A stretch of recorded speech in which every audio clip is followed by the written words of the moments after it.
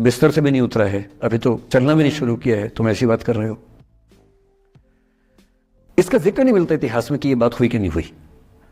और एक दिन बुद्ध ने तय किया और वो आधी रात को पत्नी और बेटे को सोता हुआ छोड़ के चले गए। इसको बौद्ध परंपरा में महाभिनिष्क्रमण कहते हैं, बुद्ध का अपने घर से निकल जाना। अब बुद्ध चले गए, लेकिन मैत्री शरणगुप्त यशोधरा के पर्सपेक्टिव से बुद्ध को देख रहे हैं। यशोधरा बहुत परेशान है, भाई पति चला गया है, बच्चे का पिता चला गया, मजाक थोड़ा है। राजा परेशान है कि उनका उत्तराधिकारी चला गया है। यशोधरा इतनी परेशान है, बहुत लंबे समय तक छंद आते रहते हैं कि वो कितनी बेचैन है, कितनी परेशान है।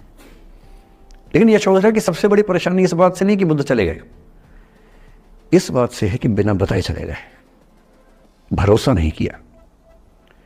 और वो अपनी सहेली से कहती है, सिद्धि हेतु स्वामी गए, यह गौरव की बात। मुझे गर्व है कि मेरा पति इतने महान काम के लिए गया है। सिद्धि हेतु स्वामी गए, यह गौरव की बात, पर चोरी चोरी गए, यही बड़ा व्याघात। सखी वो मुझसे कहकर जाते, कह तो क्या वो मुझको अपनी पथ बाधा ही पाते, क्या मैं रास्ता रोकती उनका। उसके मन में ये मलाल है कि बिना बताए चले गए। वो इस भाव को लेट गो नहीं कर पा रही है, परेशान है। फिर बुद्ध को ज्ञान मिला 6 साल की तपस्या के बाद, बोधगया में बोधि वृक्ष के नीचे ज्ञान मिला। बात फैल गई।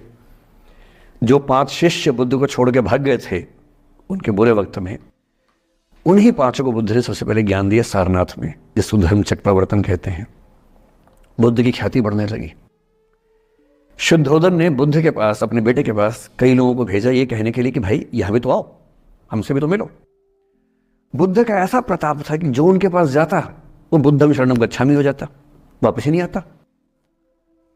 तो फिर शुद्धोदन ने बुद्ध के बचपन के एक दोस्त को ये कह के भेजा, भैया मैं जानता हूं तुम वापस नहीं आओगे, पर प्रभावित होने से पहले बोल देना कि पापा याद कर रहे थे। तो वो गया, उससे वायदा निभाया, हो तो गया, बुद्ध के संग में दीक्षित हो गया, पर वायदा निभा दिया। तो बुद्ध ने कहा जरूर जाऊंगा, पिताजी की आज्ञा तो जाऊंगा ही जाऊंगा। बुद्ध पहुंचे अपने कपिलवस्तु, जो अपना इलाका था, वहां पहुंचे।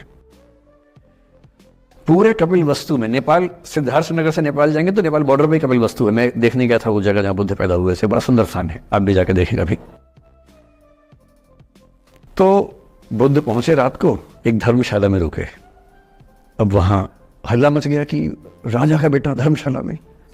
बुद्ध ने कहा, भाई मैं देखो राजा का बेटा बन के नहीं आया हूं, मैं बुद्ध बन के आया हूं। सुबह उठ के भिक्षा मांगने लग गए उस इलाके में, अपने पिता के राज्य